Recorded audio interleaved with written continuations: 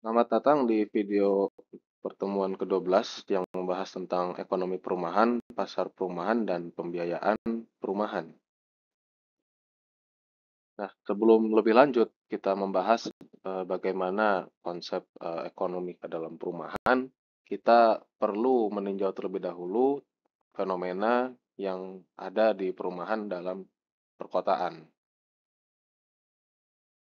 Yang pertama, kita punya yang namanya kesenjangan permintaan dan ketersediaan, demand dan supply. Nah, hal ini disebut dengan backlog. Jadi, mengapa backlog terjadi?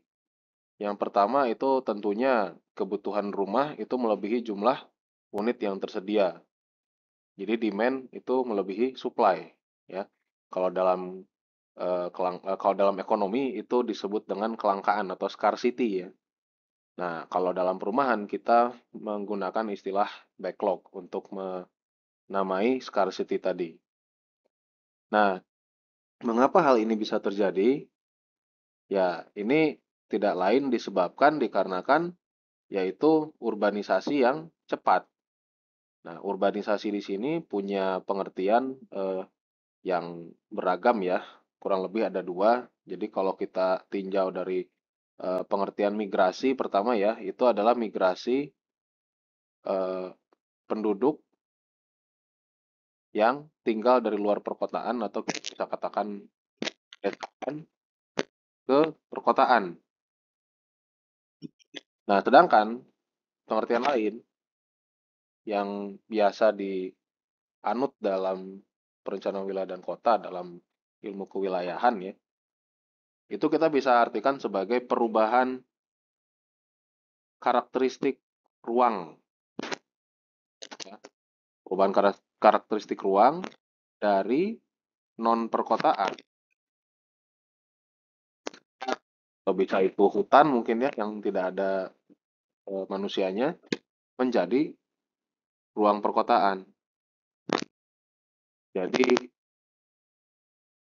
pembangunan di suatu lahan yang tadinya tidak ada bangunan, gitu ya, kita bisa amati sekarang terjadi dengan cepat.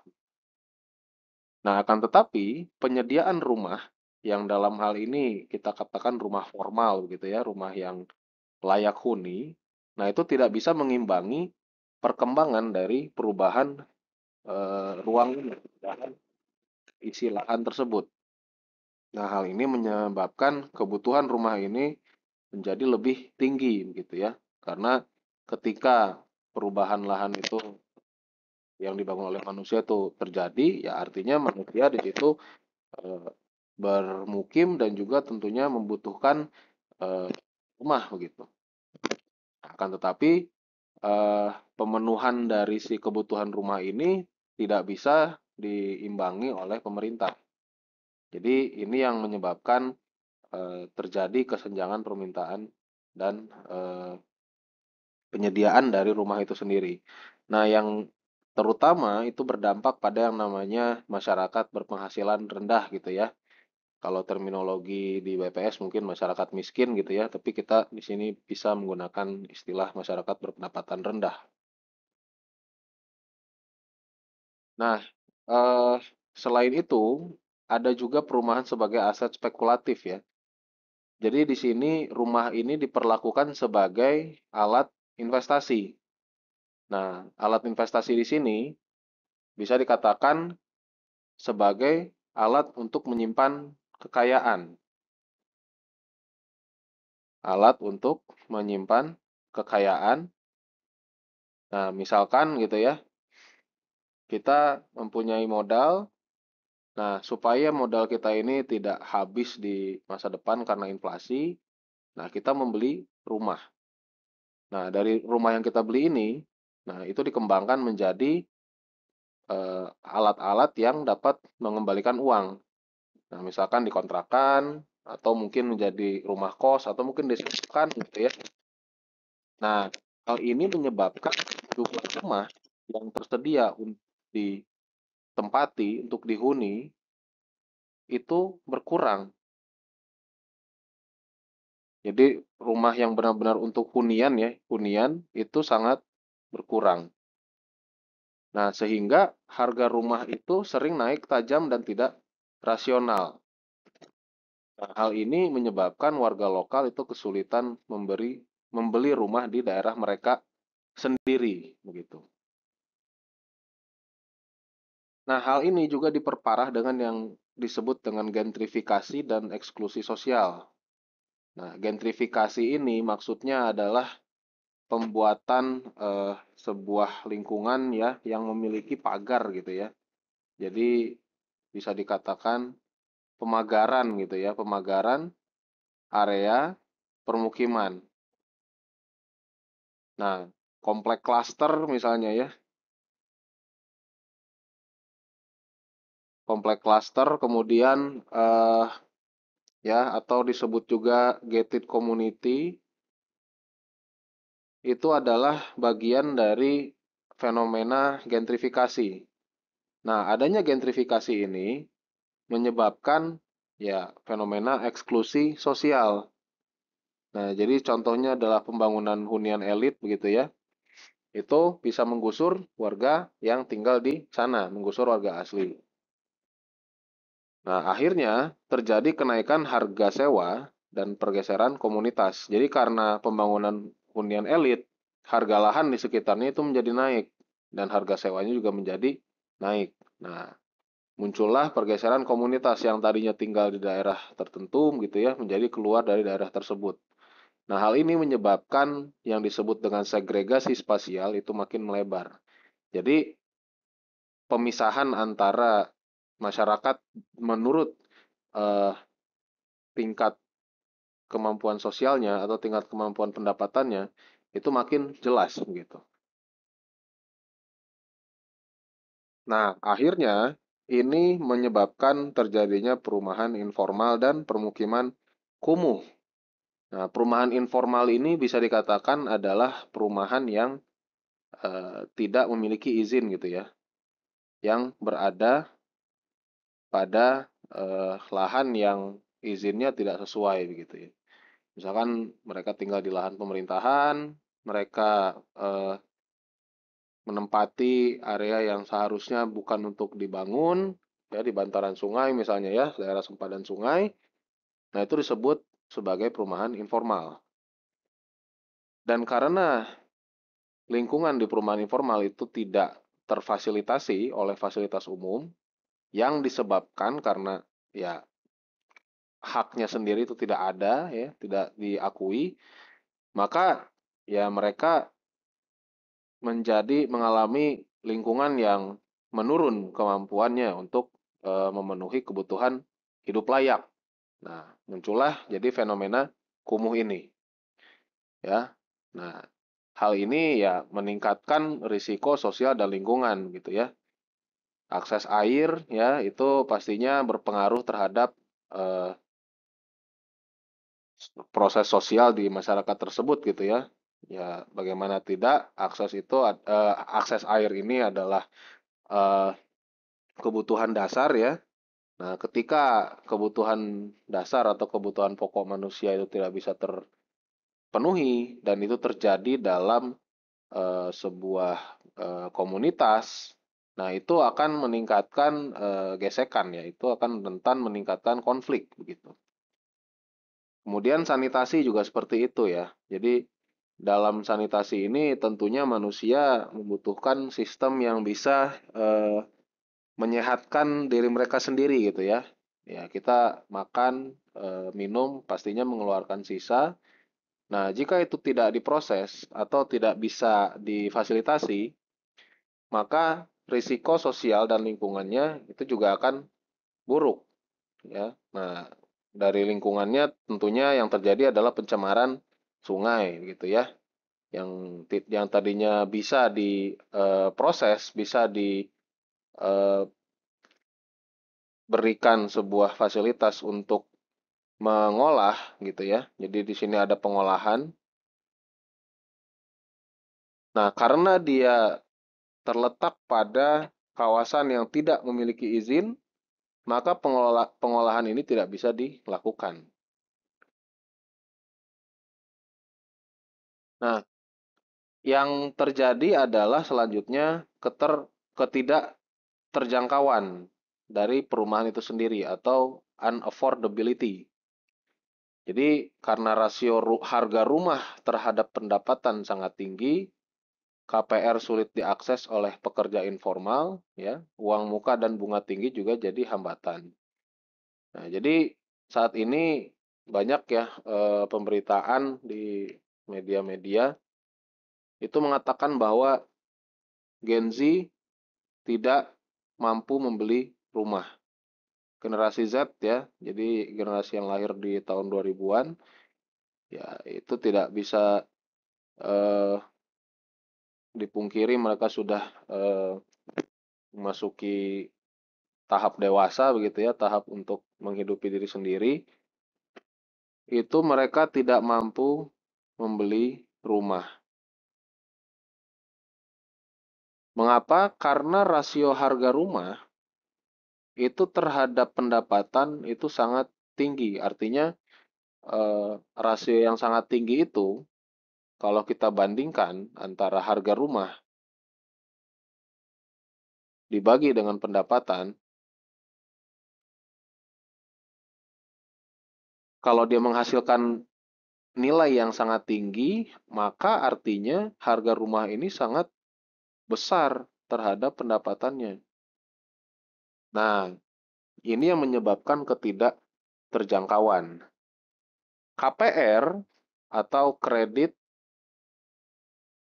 pemilikan rumah itu sulit diakses atau diberikan kepada pekerja informal. Pekerja informal ini misalnya pekerja di, ya, katakanlah pedagang kecil gitu ya. Ya misalkan abang bakso gitu misalnya ya, yang tidak punya status hukum gitu ya, misalnya tidak punya perusahaan gitu ya. Nah, itu tidak bisa diberikan KPR karena ya bank harus jaminan gitu ya supaya eh, pembeli atau pembiayaan rumah itu bisa dibayar oleh si pekerjanya. Nah, karena dia tidak punya jaminan, maka tidak bisa diberikan KPR. Nah, artinya di sini eh, pekerja informal tadi ya tidak bisa dapat rumah dari pemerintah gitu. Nah, kemudian uang muka dan bunga yang tinggi juga jadi hambatan utama. Nah, ini menjadikan ini terkait juga sebenarnya dengan pendapatan yang kalah dibandingkan dengan harga rumah tadi begitu ya. Nah, itu menyebabkan ketidakterjangkauan. Nah, sebab lainnya ada ketimpangan akses dari infrastruktur atau sarana prasarana. Hunian murah itu biasanya berada jauh dari pusat kota karena di sini dipengaruhi oleh harga lahan. Nah, jadi bisa diamati nanti ya kalau iseng tanya-tanya harga tanah di kota Bandar Lampung gitu ya, dibandingkan dengan di desa misalnya Jati Agung gitu ya atau di sekitarnya yang lebih ke arah utara atau di Pesawaran misalnya, dibandingkan saja antara eh, kedua wilayah tersebut. Nah, biasanya itu yang lebih murah yang makin jauh dari perkotaan. Nah, biaya yang lebih murah ini ya menjadikan pemerintah itu ya memilih membangun rumah tentunya di lokasi yang murah. Nah, akan tetapi jauhnya lokasi hunian murah ini eh, dari perkotaan, nah itu menyebabkan biaya transportasi yang tinggi karena biasanya masyarakat yang tinggal di hunian murah ya yang di luar perkotaan ini itu bekerjanya di kota juga. Nah, dengan demikian biaya transportasi yang dia keluarkan untuk mengakses tempat kerja karena jauhnya jarak rumahnya dari tempat kerjanya, yaitu pada akhirnya membebani rumah tangga juga. Jadi di sini ada yang dinamakan trade off ya, atau eh, hal yang naik dan turun gitu ya. Kalau kita mau memilih lokasi yang dekat dengan tempat kerja, nah akhirnya lokasi rumah ya ini ya. Lokasi rumah dekat tempat kerja, maka biayanya mahal. Biaya eh, biaya huniannya gitu ya. Ini biaya hunian ya. Ya, biaya biaya huniannya. Nah, sementara biaya transportasinya mungkin rendah ya, biaya hunian tinggi ya. Nah, tapi kalau lokasinya itu jauh, ya, biaya hidup atau biaya hunian mungkin rendah, tapi untuk transportasi ya akan makin tinggi. Nah, itu adalah trade off ya.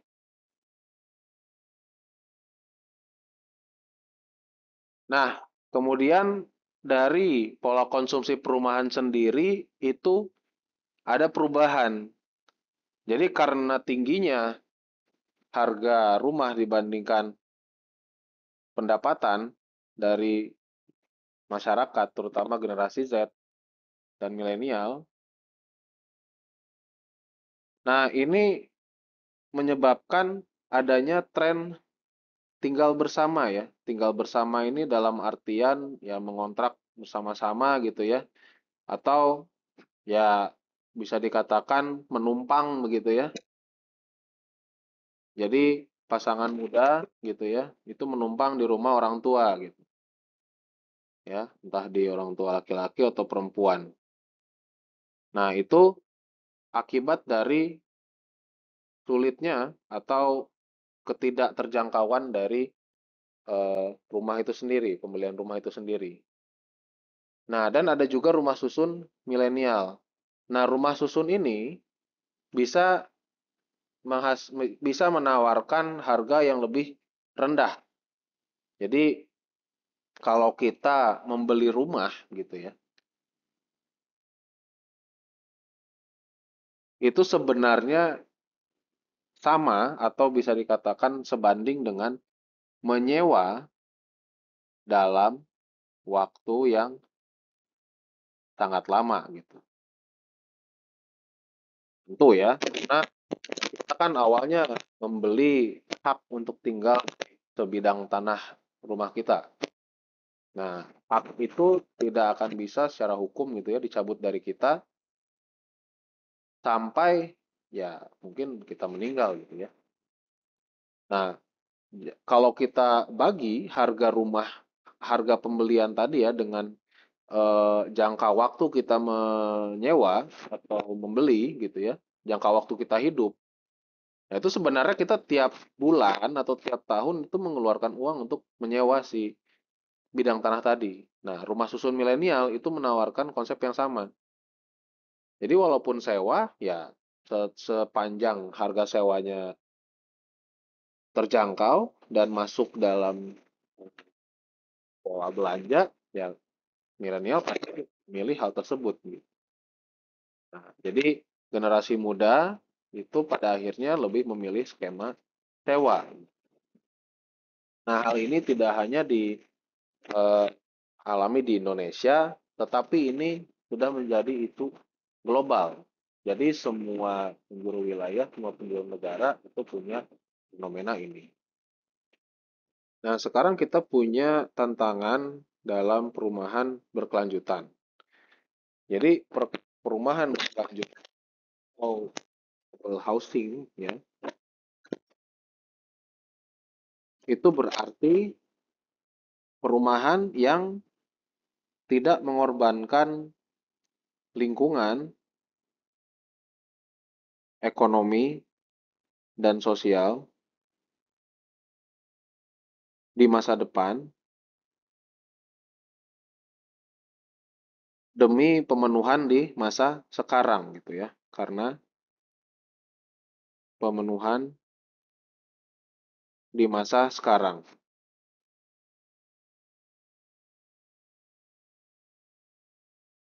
Nah, dalam konsep keberlanjutan ini, maka lingkungan ya salah satunya itu menjadi perhatian.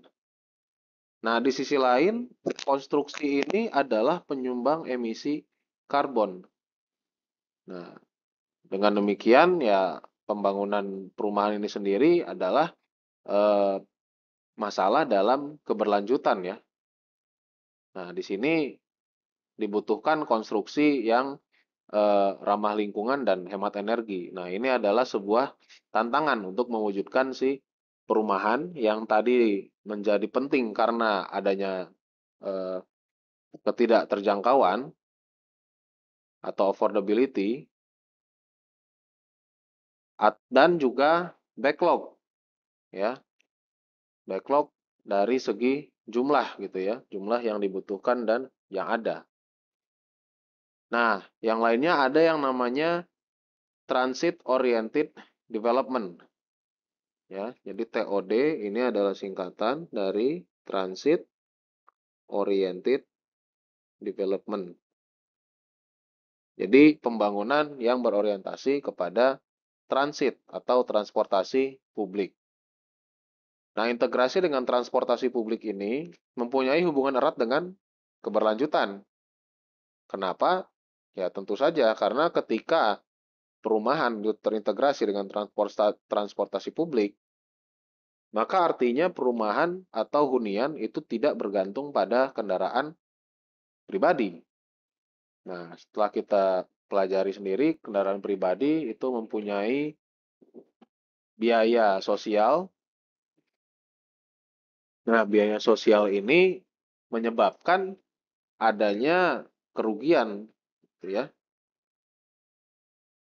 transportasi pribadi tinggi dari biaya sosial. Nah, ini yang tidak memiliki keberlanjutan gitu ya, sehingga dia terkait dengan tantangan dalam perumahan berkelanjutan juga. Nah, sekarang kita masuk ke pada pembahasan ekonomi perumahan, pasar perumahan, dan juga pembiayaan perumahan ya. Nah, dalam ekonomi, perumahan itu bisa dipandang sebagai komoditas. Nah, kalau dipandang sebagai komoditas, artinya dia adalah barang yang diperjualbelikan. Jadi, rumah ini adalah barang ekonomi yang memiliki nilai, begitu ya, yang punya harga. Nah, di sisi lain, dia juga digunakan sebagai pemenuh kebutuhan dasar manusia, ya, sandang, pangan, papan, gitu ya. Papan ini maksudnya adalah tempat tinggal atau hunian atau rumah. Nah, sementara kalau dari kacamata ekonomi makro, itu perumahan punya kontribusi terhadap PDB atau produk domestik bruto.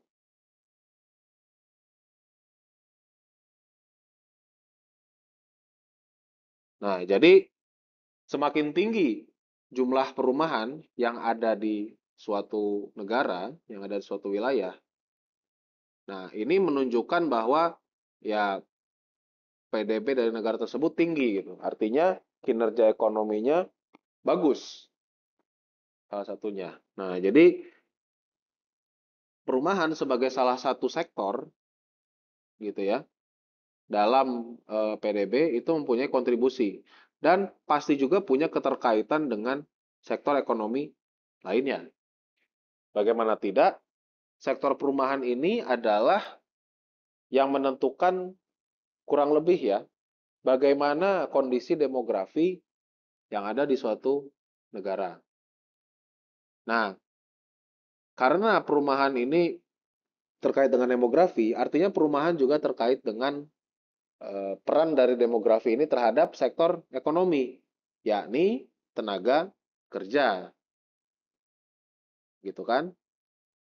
Nah, ketika perumahan itu tinggi, tenaga kerja juga tinggi, maka sektor ekonomi lainnya itu akan menerima manfaatnya. Nah, menjadilah perumahan itu salah satu sektor yang mempunyai keterkaitan gitu ya dengan sektor-sektor lainnya. Nah, di sisi lain kita punya aspek permintaan dan penawaran rumah. Nah, apa saja yang memengaruhi kedua hal ini? Nah, tentunya ada 3 hal, yaitu faktor demografi, yaitu kependudukan, pendapatan atau ekonomi, dan lokasinya. Faktor demografi ini berarti salah satunya begitu ya, usia eh, mayoritas penduduk gitu ya. Nah, mengapa usia mayoritas penduduk memengaruhi permintaan dan penawaran rumah? Usia yang memiliki permintaan untuk perumahan itu pastinya adalah usia produktif, usia yang bisa menghasilkan modal untuk penghidupan. Nah, usia yang mempunyai permintaan untuk rumah yaitu usia produktif, jika jumlahnya tinggi, maka tentunya permintaan untuk rumah juga akan tinggi. Nah, permintaan untuk perumahan tinggi, maka penawaran yang perlu diberikan juga harus tinggi supaya tidak terjadi backlog. Nah, akan tetapi ketika penduduk dengan usia produktif ini rendah, ya sebaliknya tidak banyak yang meminta rumah. Nah, inilah yang menyebabkan bahwa faktor demografi itu merupakan salah satu hal yang berkaitan dengan permintaan rumah. Ya, dan secara tidak langsung juga memengaruhi tingkat penawaran rumah itu sendiri. Pendapatan. Nah, ini berkaitan juga dengan faktor demografi. Jadi ketika usia penduduk itu produktif, pendapatannya bagaimana? Ini adalah hal lain ya, belum tentu sejalan dengan yang terjadi dalam kependudukannya. Bisa jadi penduduk berusia produktifnya banyak, tetapi karena pekerjaannya adalah sektor informal, maka dia tidak mempunyai banyak modal untuk membeli rumah. Nah, sehingga permintaan untuk rumah yang disediakan oleh pemerintah itu akan sedikit juga. Nah, akan tetapi nanti yang akan terjadi adalah eh, maksud saya permintaan untuk bisa membeli rumah dari pemerintah begitu ya. Nah, yang akan terjadi adalah ya permukiman informal tadi, informal housing gitu ya. Nah, itu menjadi akibat dari rendahnya tingkat pendapatan di suatu kawasan. Nah, kemudian ada juga lokasi ya. Bagaimana jarak dari lokasi tersebut ke pusat kota itu memengaruhi penawaran rumahnya. Ini terutama dari harga lahan ya. Nah, lokasi juga terkait dengan harga lahan. Harga lahan yang tinggi tentunya akan mengurangi permintaan rumah. Karena harga lahan yang tinggi ya pasti akan meningkatkan harga rumah, harga penjualan rumah. Nah, dengan harga yang tinggi maka permintaan juga akan makin rendah. Lalu ada perumahan dalam teori siklus ekonomi. Jadi teori siklus ekonomi ini bisa kita bagi menjadi siklus dan non siklus ya. Kalau siklus artinya dia berulang gitu ya. Dia mempunyai pengulangan. Dia berulang ya, berarti mulai dari ada ya, kemudian tidak ada, nanti ada lagi. Jadi mulai dari tidak dibangun rumah sampai kemudian ditempati, ada rumahnya. Nah, kemudian entah tidak ada lagi karena ditinggalkan gitu ya, diratakan dengan tanah. Nah, itu bisa terjadi di luar negeri karena ya kota mati gitu ya, tidak bisa dihuni lagi. Nah, itu lebih baik eh, dimanfaatkan untuk kawasan non terbangun gitu. Nah, itu eh, perumahan yang memenuhi teori siklus ekonomi cyclical gitu ya. Sementara kalau kota matinya terus-terusan seperti itu tidak bisa dimanfaatkan, nah itu menjadi siklus ekonomi yang non cyclical gitu. Nah, kemudian perumahan itu juga dipandang sebagai investasi dan komponen kekayaan rumah tangga. Ya, di sini yang cita-citanya menjadi pemilik kos itu pasti ada saja gitu ya. Mungkin banyak, mungkin sedikit. Nah, pemilik kos ya, kos itu adalah kos-kosan maksudnya ya, bukan kos biaya. Indekos itu adalah salah satu bentuk dari rumah gitu ya, sebagai atau perumahan sebagai investasi. Nah, hal ini menunjukkan bahwa kos-kosan atau perumahan itu juga sebagai bentuk eh, komponen dari kekayaan rumah tangga. Nah, pasar perumahan itu adalah tempat bertemunya penyedia dan yang membutuhkan rumah atau pembeli rumah. Nah, apa yang menyebabkan atau apa yang terkait dengan penyediaan dan ya pembeli rumah itu ya, supply dan demand itu. Yang pertama ada struktur pasar perumahan gitu ya. Nah, struktur pasar perumahan ini ada formal dan informal. Nah, struktur pasar perumahan formal itu yang punya legalitas gitu ya, yang punya surat-surat. Nah, legalitas ini dilihat dari kejelasan surat gitu ya, kepemilikan lahan, kemudian ada eh,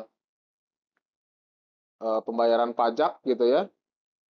Nah, ini eh, menghasilkan ya pasar perumahan yang formal, yang jelas gitu.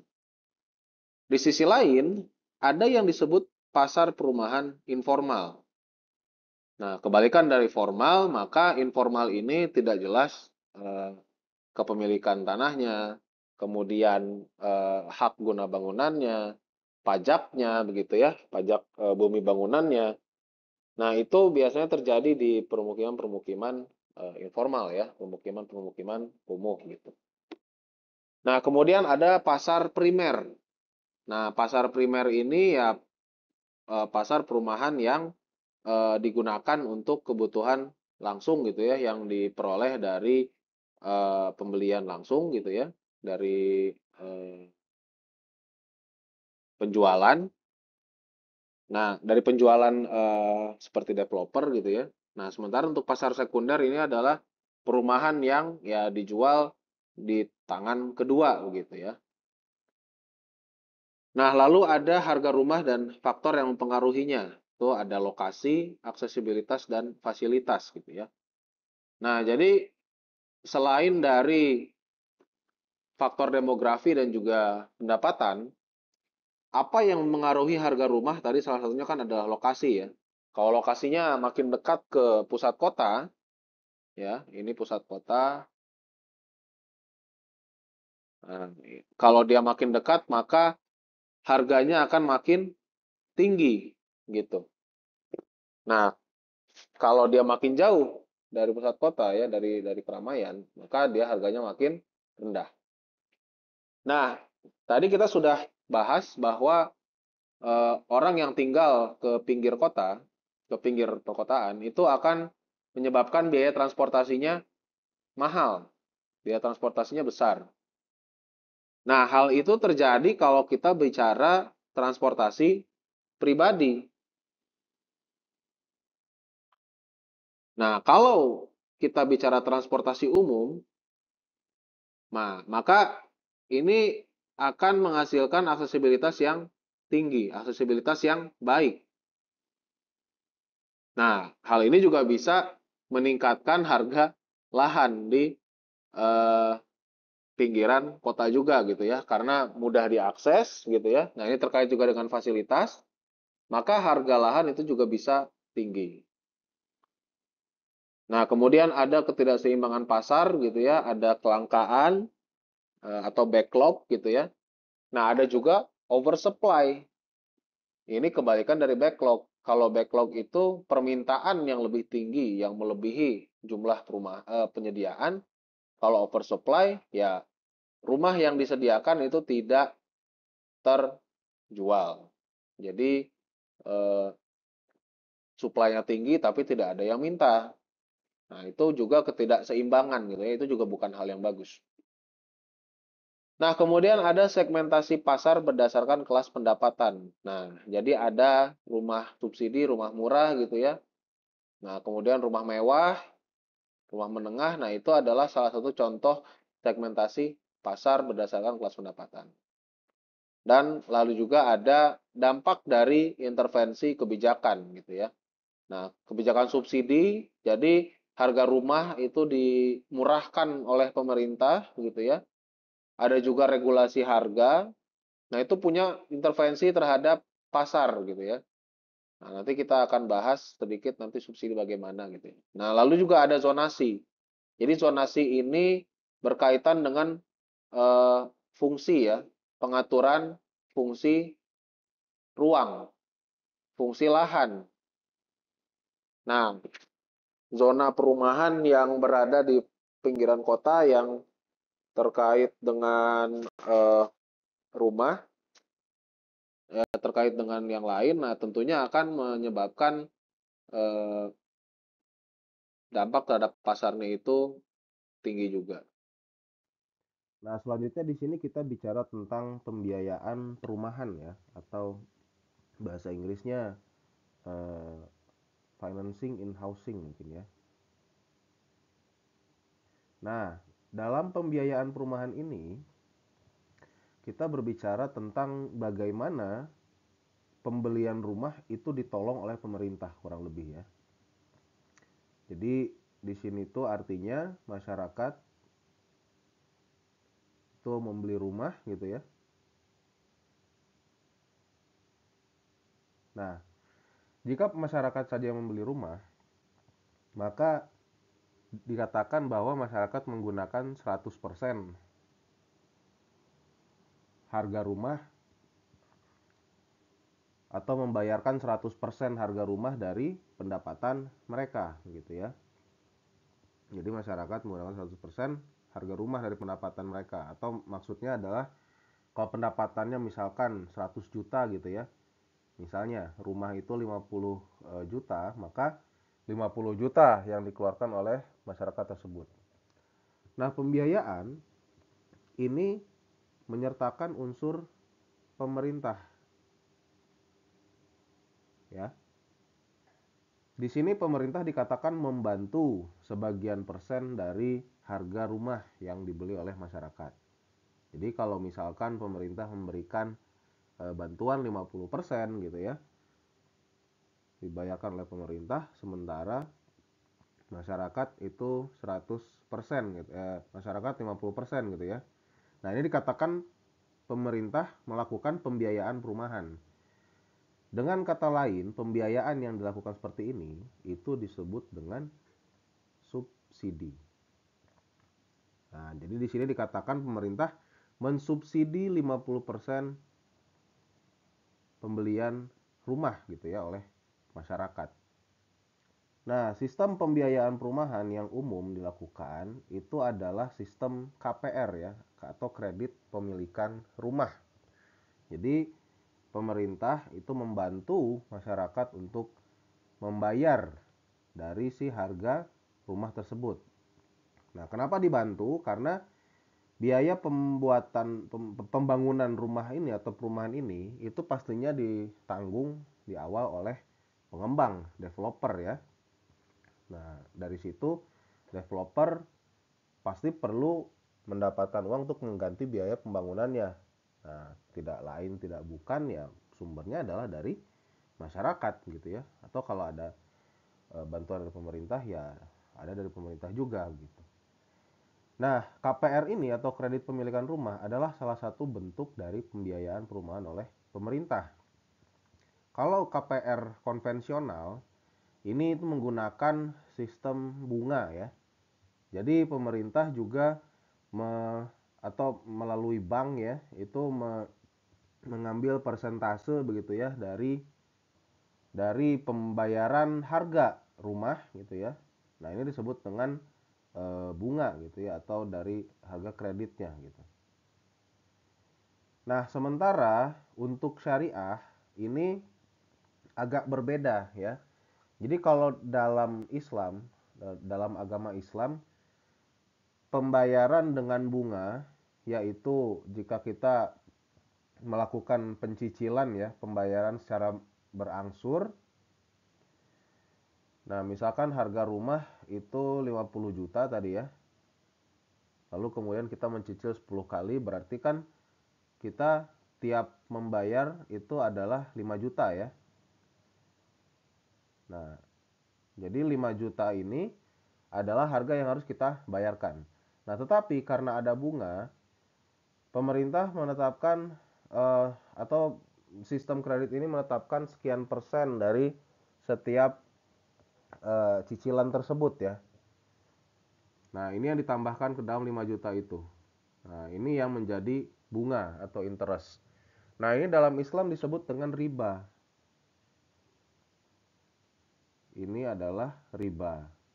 Nah, riba itu diharamkan dalam Islam ya, karena merugikan. Nah, dalam kredit syariah ini sistemnya diubah. Jadi pemerintah di sini membeli rumah tersebut dari developer. Jadi alih-alih membiarkan masyarakat itu membayar harga yang ditentukan developer yang berbeda gitu ya dengan apabila dia dibayarkan secara kontan dan secara mengangsur, maka pemerintah membeli harga rumah 50 juta ini ditambah dengan persentase keuntungan untuk developer. Nah, sehingga masyarakat itu membayarkan harga yang sudah termasuk ke dalam keuntungannya. Nah, ini jadinya jual beli ya. Nah, dalam Al-Qur'an Allah mengatakan, berfirman, diharamkan riba dan dihalalkan jual beli. Nah, kalau kita berbicara mengangsur, maka ini kita bicara riba ditambah dengan persentase. Tapi kalau bentuknya adalah rumah ini yang dijual ke masyarakat gitu ya.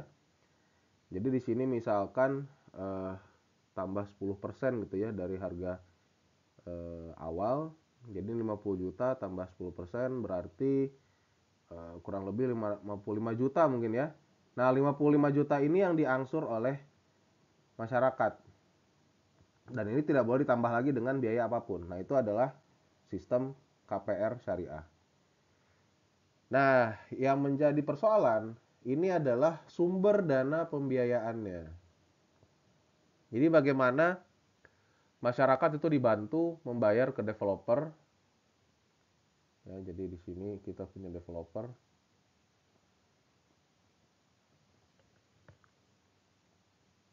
Nah, dari mana sumber dananya? Ada dari bank pemerintah, ya, bank BUMN gitu ya. Nah, itu salah satu dari sumber dana pembiayaan. Atau dari bank swasta.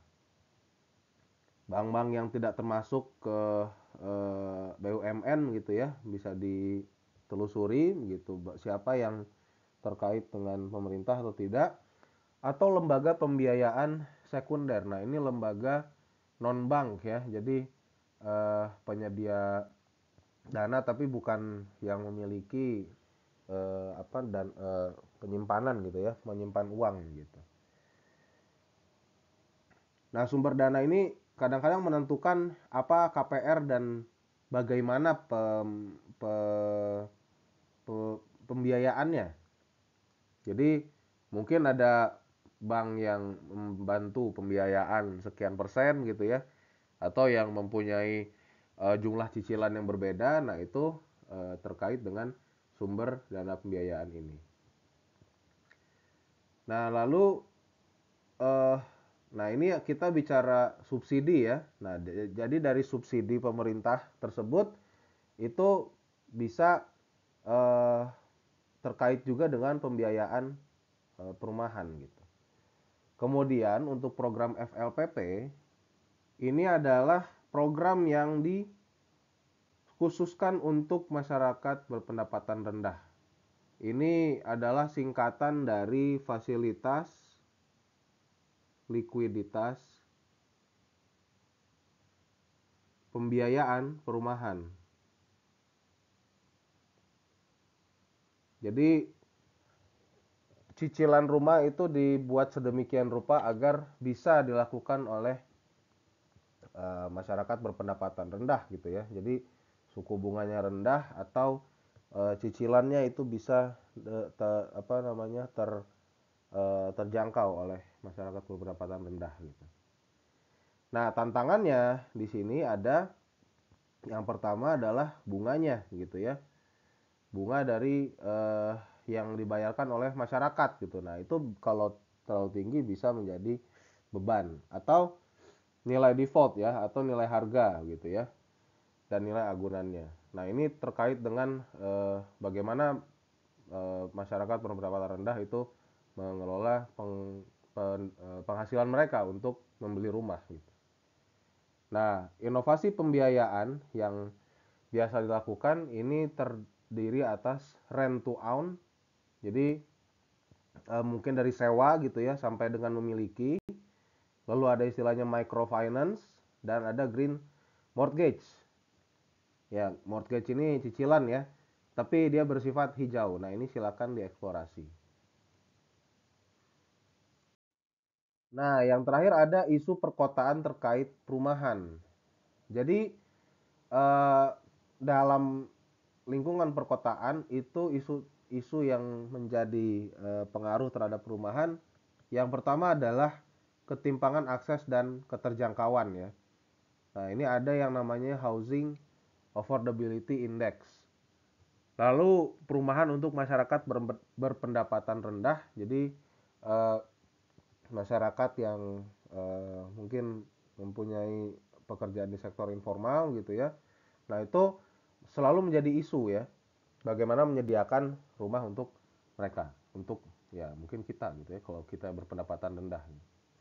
Lalu ada urban sprawl. Nah, ini terkait dengan urbanisasi tadi ya, laju urbanisasi yang sangat tinggi dan tekanan permukiman informal. Nah, jadi ini pemenuhan kebutuhan perumahan yang tidak bisa dijangkau atau tidak bisa disediakan secara formal gitu ya oleh pemerintah. Lalu dampak pembangunan perumahan terhadap nilai lahan dan tata guna lahan ya. Jadi ada eh, perubahan nilai lahan dari pembangunan perumahan ini dan yang terakhir ada perumahan dalam konteks transit oriented development yaitu terkait dengan mobil pribadi. Nah, kemudian kita di sini membahas istilahnya housing ladder atau tangga perumahan gitu ya dalam perspektif perubahan pendapatan. Nah, ini berbicara tentang mobilitas vertikal akses perumahan berdasarkan pendapatan. Nah, kita akan lihat apa yang vertikal begitu ya dan mengapa disebut ladder atau tangga gitu ya.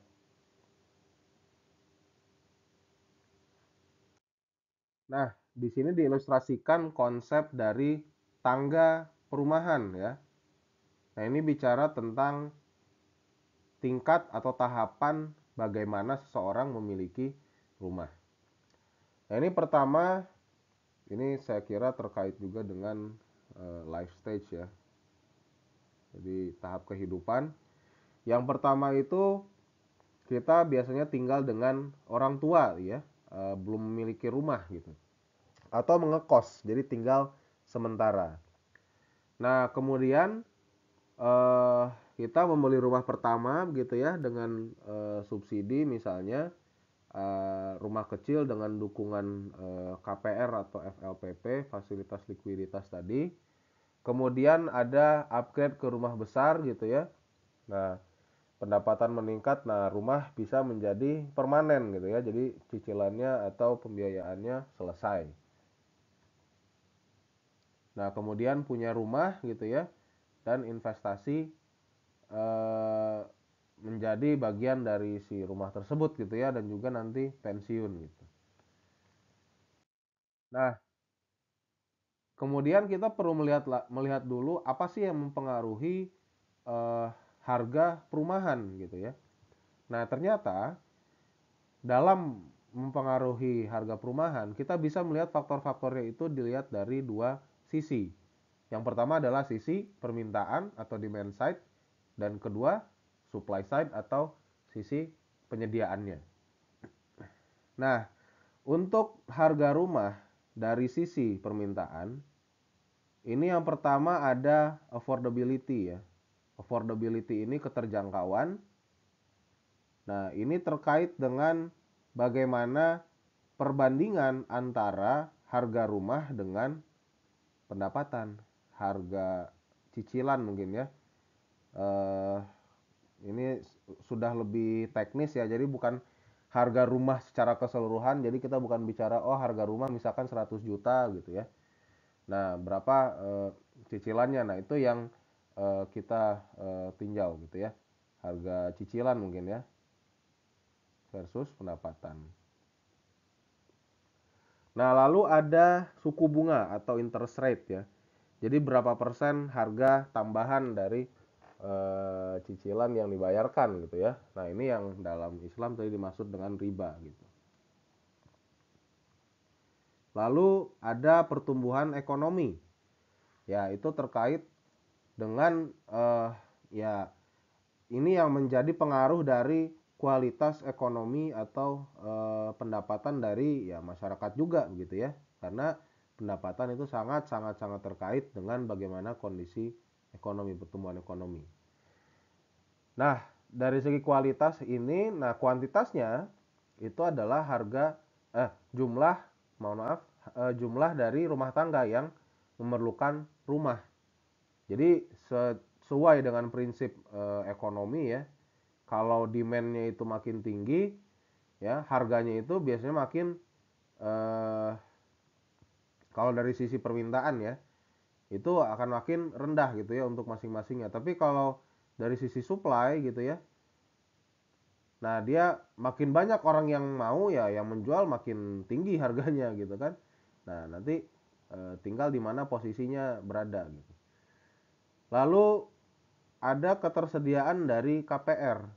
Nah, apakah ada bank yang mau membantu gitu ya eh, pembiayaannya atau ini lain? Nah, itu memengaruhi harga dari rumah tersebut.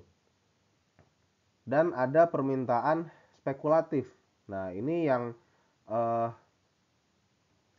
ini yang terkait dengan rumah ini dibeli untuk kos-kosan gitu ya. Harga rumah mungkin nanti akan naik, maka kita akan membeli rumah untuk menyimpan kekayaan. Nah, itu untuk eh, sisi spekulatifnya. Nah, dari sisi supply, nah ini lebih eh, tidak terlalu banyak ya. Ini yang mempengaruhi ya mungkin jumlah rumah yang dijual, dan ini juga terkait dengan berapa eh, rumah yang dibangun gitu ya, berapa jumlah pembangunan rumah yang dilakukan gitu. Nah, di sini kita bisa melihat housing ladder itu mencerminkan pergerakan bertahap dalam kepemilikan rumah. Tadi mulai dari tidak punya sampai membeli rumah lain gitu ya untuk investasi. Nah, peningkatan pendapatan itu memungkinkan naik gitu ya tangganya ke rumah yang lebih layak dan strategis. Jadi kita di sini melihat yang memengaruhi atau yang eh, menentukan tangga itu dinaiki itu adalah pendapatan. Nah, mobilitas vertikal itu terjadi ketika seseorang itu berhasil membeli rumah subsidi dari sewa tadinya ya, dari kos-kosan gitu ya. Nah, dari rumah subsidi ini kemudian selesai menjadi rumah milik, dan nanti dia membeli rumah lain untuk investasi. Nah, jadi pendapatan menentukan posisi tangga tadi ya. Pendapatan rendah itu biasanya tinggal di eh, ya bersama keluarga gitu ya, bersama ayah dan ibu gitu ya, di rumah orang tuanya sebelumnya, atau tinggal mengontrak begitu. Nah, nanti pendapatan menengah sudah bisa membeli rumah subsidi gitu ya. Nah, rumah subsidi ini biasanya kecil ya. Nanti kita akan bahas mengapa seperti itu menggunakan KPR. Nah, nanti pendapatannya sudah meningkat, rumah mewah, rumah kedua, dan investasi di perumahan gitu ya. Nah, ketimpangan income itu menyebabkan eh, celah atau jurang terhadap mobilitas ini gitu ya. Nah, hal ini disebut dengan fenomena missing rungs. Jadi rungs ini adalah kalau kita mempunyai tangga ya. Nah, tangga itu pasti punya anak tangga gitu ya. Nah, anak tangga ini yang disebut dengan rungs. Nah, jadi kalau missing rungs berarti ada anak tangga yang hilang. Nah, artinya apa? Ya, mobilitas vertikal itu menjadi sulit atau menjadi tidak mungkin. Nah, mengapa ada fenomena missing rungs? Yang pertama adalah karena harga rumah itu naik lebih cepat dari pendapatan kita. Jadi, pendapatan kita misalkan 10 juta per bulan gitu ya, misalnya, itu harga rumah cicilannya saja sudah 50 gitu ya. Nah, itu kan tidak mungkin kita bisa mengimbangi. Nah, ini menjadikan dia missing rungs gitu. Nah, akibatnya ya generasi muda itu sulit membeli rumah pertamanya. Atau dia terjebak atau dia ketika sudah mempunyai rumah subsidi ya dia terpaksa bertahun-tahun eh, masih mencicil rumahnya begitu ya untuk eh, apa tinggal di sana. Nah, ini secara keseluruhan menjadikan mobilitas vertikal ini stagnan. Kemudian kita melihat bagaimana eh, pendapatan dan akses pembiayaan ini terjadi gitu ya. Kalau pendapatannya formal, artinya sektornya ini adalah sektor yang mempunyai legalitas hukum lah ya kurang lebih.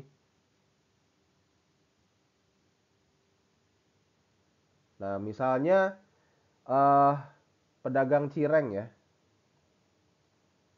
Pedagang cireng itu biasanya berjualan di gerobak gitu ya. Nah, kalau dia mempunyai legalitas perusahaan, dia mendaftarkan perusahaannya ke dalam notaris misalnya ya. Nah, kemudian dia membayar pajak.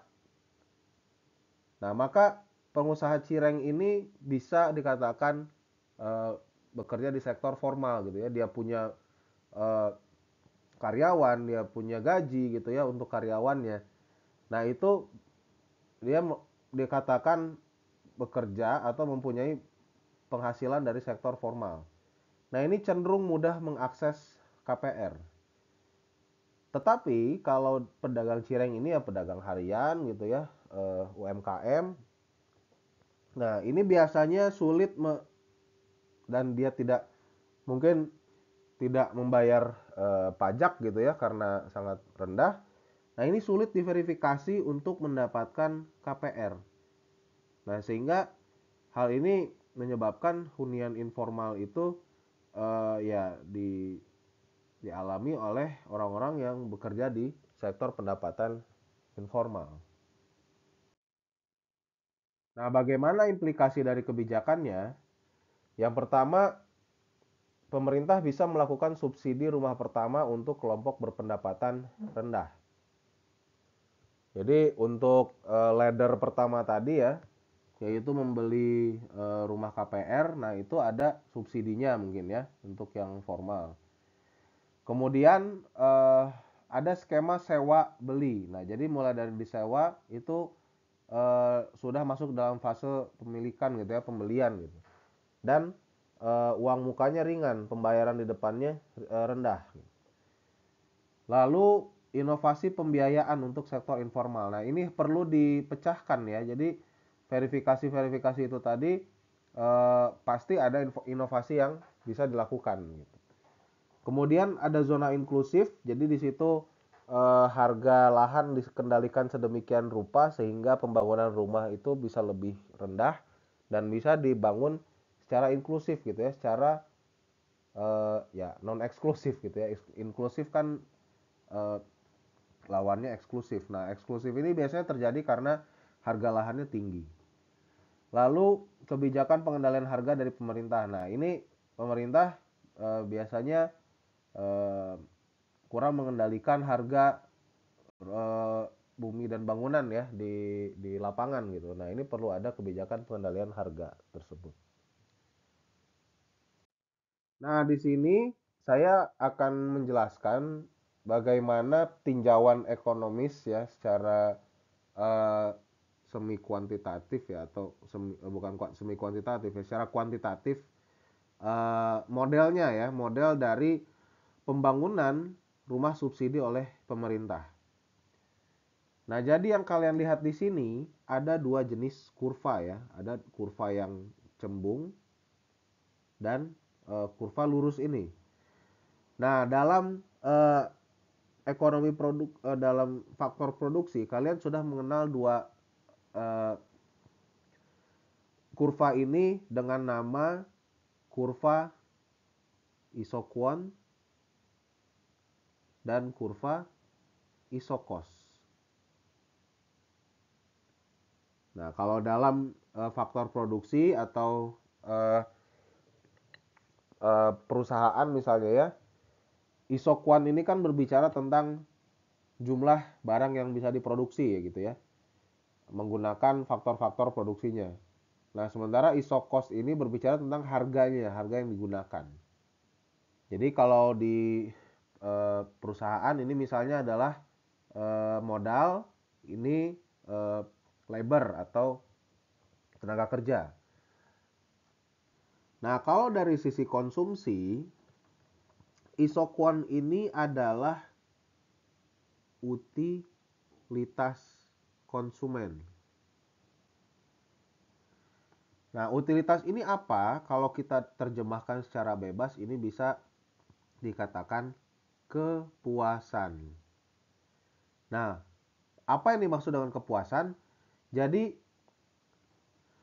Jadi konsumen itu tentunya mengonsumsi barang-barang atau menggunakan barang-barang untuk mencapai kepuasan gitu ya. Kita makan, nah itu menghasilkan kepuasan. Kita punya tempat tinggal, punya rumah kos misalnya, memilih rumah kos itu untuk kepuasan. Nah, kepuasan ini tentunya datang dari berbagai barang yang kita konsumsi. Nah, sekarang kalau kita bahas dua jenis barang saja, karena ini model ya, ini tiruan, maka kita ambil, karena kita sekarang bahas perumahan, kita ambil konsumsi rumah ya dan barang lain.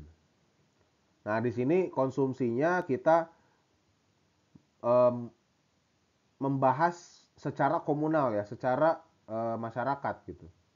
Jadi di sini ada jumlah konsumsi rumah dan ada jumlah konsumsi barang lain.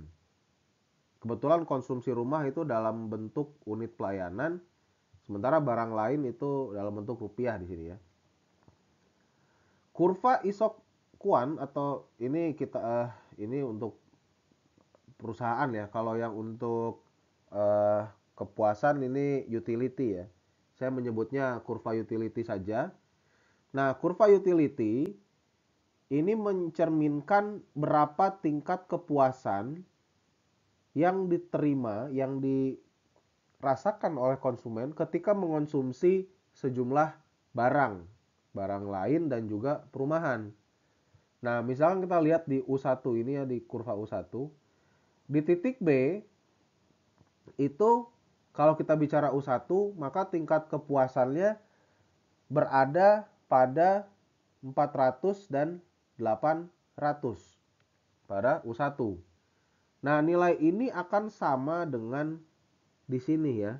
Kepuasannya itu akan sama dengan di titik sorry. katakanlah eh,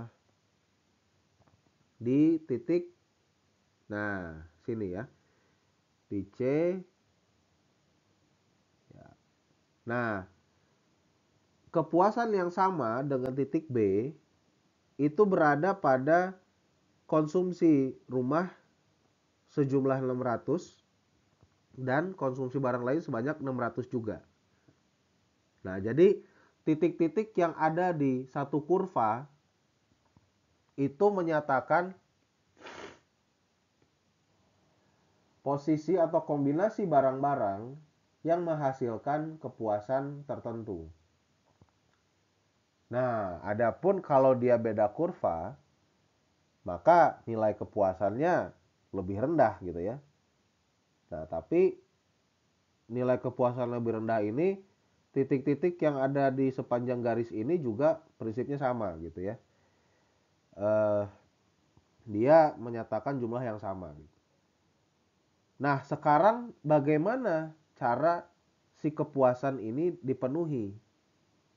Nah, kalau kita punya kepuasan gitu ya, kita tentunya bisa berangan-angan tinggal di apartemen mewah gitu ya, kemudian punya mobil gitu. Nah, itu ibaratnya kita me- menyatakan kepuasan kita tuh di U1 gitu. Tapi ya kita sering bilang realistis aja sih gitu. Berarti nah di situ kita berbicara tentang kurva isocost ini atau yang disebut juga dengan garis budget. Garis anggaran belanja gitu ya. Nah, inilah yang membatasi di mana kita bisa mendapatkan kepuasan itu. Untuk orang yang pendapatannya 500 juta per bulan mungkin bisa mendapatkan kepuasan di U1 tadi gitu ya, punya apartemen mewah dan mobil juga gitu ya. Nah, akan tetapi kalau kita baru lulus misalnya ya, atau baru bekerja 2 tahun gitu ya, nah mungkin tingkat kepuasannya ya ada di bawah gitu. Nah, garis inilah yang menunjukkan peta konsumsi atau yang bisa kita jangkau ya. Nah, jadi dikatakan juga ini mencerminkan affordability gitu. Nah, ini yang perlu dipahami dari grafik ini.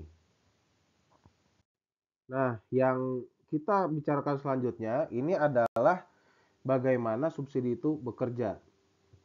Jadi di sini saya koreksi dulu mungkin ya. Kita memetakan si titik C ini sebenarnya ada di sini ya. Kenapa seperti itu? Ketika dikatakan utilitas kita itu terjangkau, itu adalah ketika si utilitas ini yang ada di garis uh, utilitas ini, yang ada di kurva kepuasan ini, itu bisa dijangkau oleh si garis budget atau garis pendapatan. Nah, di mana dia bisa terjangkau itu adalah ketika si kurva utilitas ini menyentuh garis pendapatan. Nah, disitulah konsumsi barang lain dan rumah itu bisa dijangkau oleh pendapatan. Jadi di sini garis budgetnya itu tetap gitu ya. Nah, akan tetapi kurva utilitas itu bisa berubah. Nah, subsidi itu dikatakan menggeser titik yang merepresentasikan konsumsi barang lain dan rumah itu menjadi berat ke kanan. Nah, kalau berat ke kanan artinya konsumsi rumah itu jadi lebih banyak. Konsumsi rumah lebih banyak itu merepresentasikan jumlah orang yang punya rumah lebih banyak. Nah, apa yang terjadi ketika kurva utilitas ini misalnya yang C1, ini U1 ya. U1 ini bergeser menjadi ke kanan gitu ya. Nah, kalau kita lihat kurva ini saja, itu kan tidak ada ya yang berpotongan dengan garis budget ini kalau ke kanan gitu ya. Nah, artinya sekarang kurva utilitasnya berubah. Nah, maksudnya di sini tingkat kepuasannya itu lebih rendah dari barang lain gitu ya. Nah, dengan pergeseran kurva utilitas ini artinya ada perubahan kualitas dalam barang yang dikonsumsi. Jadi yang tadinya rumahnya besar-besar gitu ya. Nah, sekarang rumahnya lebih kecil. Nah, rumahnya lebih kecil akan tetapi di sini jumlah rumah yang dikonsumsi atau jumlah orang yang bisa mengakses perumahan itu lebih banyak. Nah, ini ada rumah subsidi ya. Nah, rumah subsidi ini kualitasnya pasti lebih rendah daripada rumah yang reguler gitu. Nah, akan tetapi di sini subsidi menargetkan atau mempunyai fokus pada peningkatan jumlah orang yang membeli rumah atau mengonsumsi rumah. Oke, sekarang kita lihat bagaimana dampak dari subsidi tadi itu berlaku terhadap perumahan swasta. Nah, jadi dikatakan bahwa peningkatan jumlah rumah subsidi itu akan mengurangi jumlah permintaan terhadap rumah swasta atau developer rumah yang tidak dibiayai oleh pemerintah. Nah, jadi sekarang kita meninjau kurva antara harga atau price ya dengan jumlah rumah yang dijual. Nah, maka ini bisa dikatakan adalah kurva supply dan demand ya sekarang, bukan kurva utilitas dan budget lagi kita tinjaunya. Nah, pergeseran dari garis kurva demand ini ke kurva demand yang ini itu adalah pergeseran ke kiri, artinya terdapat pengurangan konsumsi rumah swasta. Nah, pengurangan konsumsi rumah swasta ini ya terkait dengan jumlahnya, berarti ya jumlahnya kalau dari eh, harga yang sama begitu ya, nah dia akan berkurang ya dari titik yang ini ke yang ini begitu. Nah, akan tetapi kalau kita lihat penawarannya atau lihat jumlah yang dijual dalam jangka pendek itu tidak terjadi perubahan jumlah ya. Tidak terjadi perubahan jumlah akibat pengurangan konsumsi ini. Nah, maka dalam jangka pendek nah ya, kurva penawaran rumah oleh swasta itu digambarkan tegak lurus. Jadi pada jangka pendek jumlah dari rumah yang dijual oleh swasta itu menjadi tegak lurus seperti ini. Di harga berapapun jumlahnya tetap sama. Nah, akan tapi kalau kita lihat pada jangka panjang, dia sebenarnya punya perubahan ya. Jadi karena kurva penawaran ini makin tinggi jumlah barang yang dijual itu harganya akan makin tinggi, maka di sini akan ada pergeseran ya dari titik A ini ke titik C. Kalau kurva demand-nya berubah, ada pengurangan jumlah rumah yang dibeli atau dipasarkan dan juga pengurangan harganya. Nah, ini yang diakibatkan oleh rumah yang dibiayai oleh negara atau perumahan negara terhadap perumahan swasta. Nah, itulah materi yang bisa saya sampaikan di video ini. Mudah-mudahan bisa memberikan pemahaman. Terima kasih sudah menonton.